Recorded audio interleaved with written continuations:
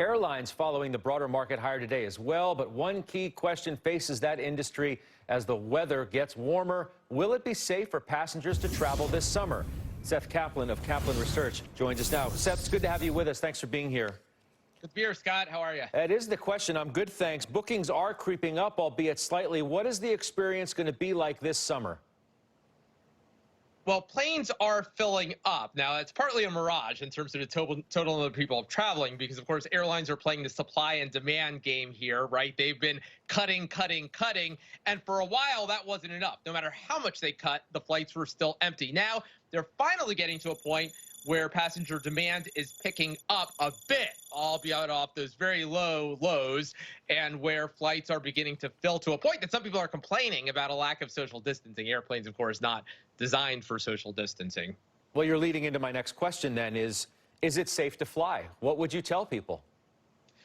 In terms of your personal safety, and that's really one of two things you have to think about, it's really like being in any other room full of people. Look, if you put on a mask and you're sitting the same distance on a plane from somebody as you're standing from them in a supermarket or anywhere else, a restaurant, as those begin to reopen in some parts of the country, no real difference on the airplane. What is different is you're going to visit somebody else, and whatever you might be carrying, even if you feel like you're of an age and an overall health that you're willing to take the risk for yourself, you're also taking that risk for other people. So you have to think about that. I know personally, my family, I would get on board a plane. I would take my wife and our young daughter on board a plane, but are we willing to go visit older relatives? In our case, maybe not until there's a vaccine or at least a reliable antibodies test to know what kind of risk we present to other people. That's what I'm thinking about personally, what I think everybody should think about. Can hear people jumping off their chairs saying, wait a minute, how can he say that being in an airplane is the same as being in any other room?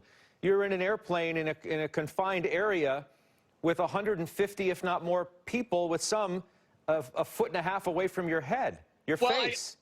Well, Scott, I guess I mean in a room of 150 other people that size. No, absolutely. Obviously, in a bigger space would be a different story. I just mean there's nothing special about airplane air, for example. That's kind of a myth. But no question. You are sitting, even if the middle seat is empty, you're not 6 feet away from that other person. You're 18 inches away from them. There was a study a couple years ago out of Emory University. So this predates COVID. That found that people sitting in window seats on airplanes get sick a little less often than people sitting in other seats. And there, too, nothing magical about the window. It's just that you're not surrounded by as many other people. And guess what? People who don't get up as much during a flight also get sick less, right? Yeah, I could bury my head I'll bury my head in the window from now on. Well, why not one industry standard for how this flying is actually going to work? JetBlue today said they're not going to have a middle seat, or at least someone sitting in the middle seat, yet other airlines haven't come forward and said that. Is that a problem?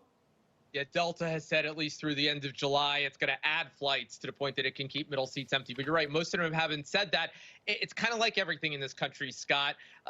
No national standards for when to close and when to reopen the economy. No national standards for airlines either. Canada, about a month ago, said, hey, if you're walking through an airport, you get on an airplane, you need a mask, period. In this country, JetBlue, which you mentioned before, another thing they went first on was the masks. Most other airlines matched them, but Allegiant hasn't matched.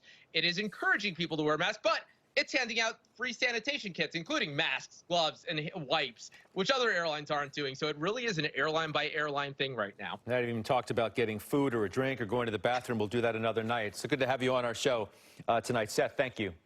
Likewise, a pleasure, Scott. That's Seth Kaplan of Kaplan Research. CNBC contributor Dr. Scott Gottlieb joining us.